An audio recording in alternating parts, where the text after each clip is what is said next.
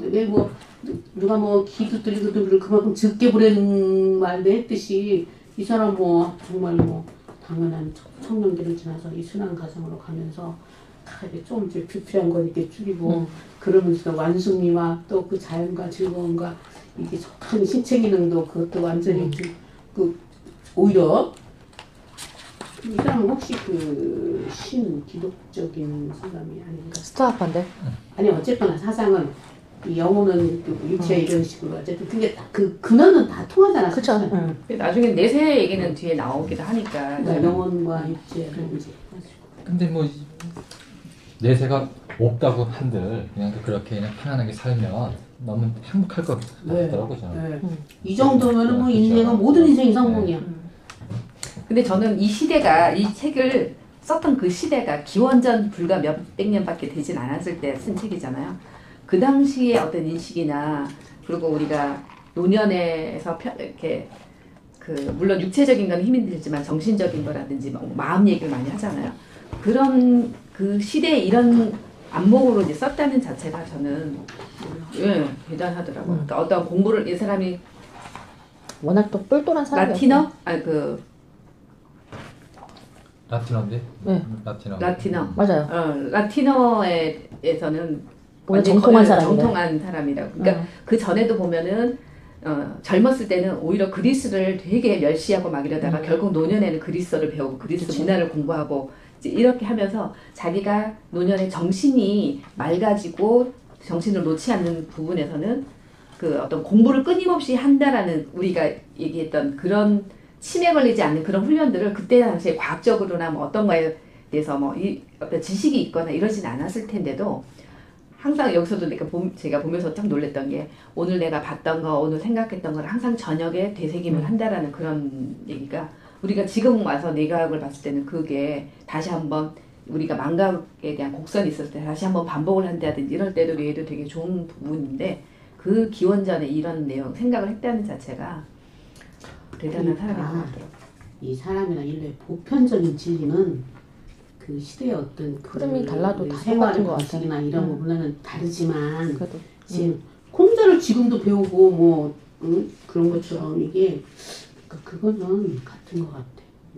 근데 한편으로는 이 사람은 사실 생활적인 여유가 있는 사람이잖아요. 내가 그 얘기야. 그렇기 때문에 이런 사고가 가능해서 이런 글이 나올 수 있었는데 먹고 사는 것이 불편하지 않은 상당한 정치를 또 오랫동안 또 했던 상위. 정치인이기 때문에 거기다가 이제 발관으로 갔어. 그러니까 아버지가 키케로의 아버지가 키케로를 정말 똑똑하게 키우고 싶어서 정말 유명한 선생님을 몇 명을 다 여기다 붙여줬대 어릴 때부터.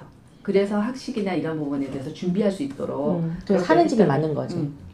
그러니까 이 사람이 또 꼭 행복한 그런 건 있을지언정 뭐 정치적으로 아들을 또 먼저 보냈더라고. 좀 아픔은 있긴 한데 정치적인 암투도 좀 있고 해서 좀 힘들었긴 했는데 그래도 노년이 이런 사고를 할 수 있다는 것은 상당히 좀 말년이 좋았다. 말년이 되게 여유롭다는 거.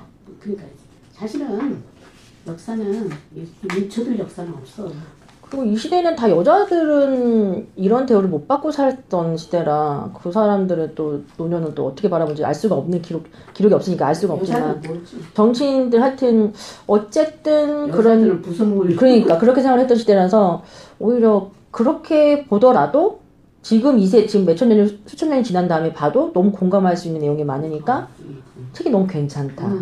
이걸 보면서 제가 옛날에 그리스하고 로마 시대 역사에 대한 흐름이라든지 여기 이제 더 관심이 와서 또 그걸 또 뉴스를 또 봤는데 그 당시에는 연애를 하더라도 다 남자들끼리만 연애가 됐었지 여자가 낀 연애가 없었대요. 근데 동성애? 그럼 동성애? 동성애는 아니고 연애가 파티를 할 때 다 남자들끼리만 했는데 그 나중에 다른 문화가 들어와가지고 남자와 여자가 같이 하는 연애가 생겼었는데 이 문화에 대해서 서로 이제 되게 대립적인 어떻게 거기서 여자가 낄 수 있느냐 이런 논쟁이 되게 있었다는 얘기를 하더라고요. 그래서 시대적인 기부인들 어디다 이거 판단. 첫 번째는 일을 할 수 없게 하고 둘째는 몸을 더욱 약하게 하고 셋째는 거의 모든 쾌락을 앗아가고 넷째는 죽음으로부터 멀지 않게 하기 때문에 노년이 되게 불행하다라고 사람들이 일반적으로 생각하는데 그렇지 않다라는 걸 하나하나 반박하고 설명해주는 일부 인정하는 것도 있고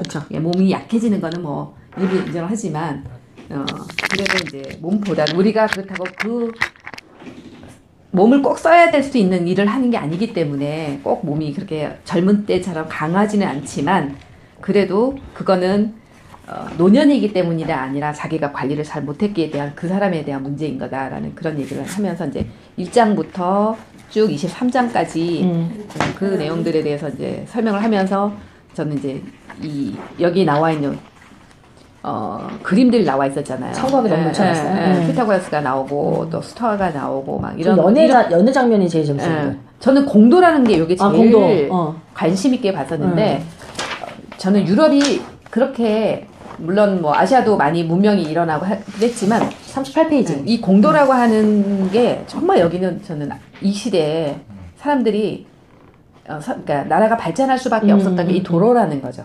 배수로도 있고. 배수로라든지 도로를 정말 잘 닦아놨기 때문에 이 나라들이 잘 살 수밖에 옛날에는 없었겠구나. 시국을 잘했던 왕은 이런 거였죠. 배수, 치수. 배관, 치수. 그 세상 치수를 길 잘했다. 닦는 거. 그것도 그렇고 이 광장 있잖아. 그치. 여기도 그러니까 광장이지. 민주주의니까는 사람들이 모일 수 그쵸. 있게 하고. 그럴 수밖에 없는 그런 어떤 사회적인 기반. 네, 그런 거 보면 빨리 이렇게 그러니까 콘솔 같은 것이 있는 거지. 그렇죠. 문제는 우리나라는 이 시대도 계속 거의 왕정이었는데 얘는 공화정이다 보는 거 보면 전통적인 공주국가지. 그치. 그렇죠. 그러니까 상명 하나의 국가란 말이야. 그러니까 참.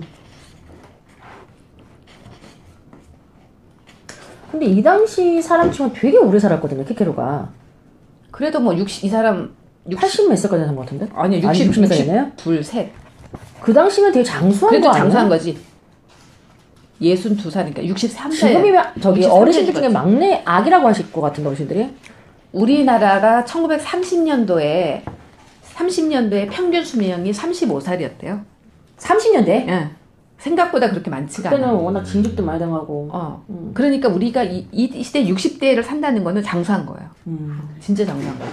그러니까 대한민국 의료기술이 엄청 좋다고 하잖아요. 의료기술이 엄청 발달하고 이런 거지. 쓰다가 간다.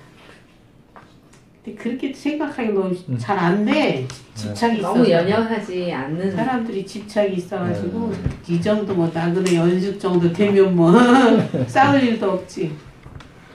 슬슬 문장 한번 낭독해 볼까요? 25페이지요. 왠지 느낌이 찌찌뽕일 것 같다. 나무의 과실이나 땅의 곡식의 경우와 같이 시기가 되어 있게 되었을 때 주름지고 떨어지려는 그런 마지막 순간이 있는 것처럼 인생에 있어서도 어떤 끄트머리 같은 것이 있기 마련이며 그것을 현명한 자들은 체념하고 받아들여야 하네. 거인족이 신들에 대항해서 싸운 것이 자연에 대항해 싸운 것과 무엇이 다르겠는가. 찌찌뽕. 근데 과일도 사실은 이때가 제일 맛있거든요. 그치? 주름지고 떨어지고 여기 당도가 당도가 최고. 최고로 맞지. 맛있어요. 네, 그래서 내가 이런 일이 있었다. 채찍해도 돼? 홀가분이 떠나는 마지막 여행, 세상에서 보고 배운 것들, 평생을 간직해온 추억들, 물질, 모두 세상에 두고 아무도 동행할 수 없는 나만이 가야 하는 여행길.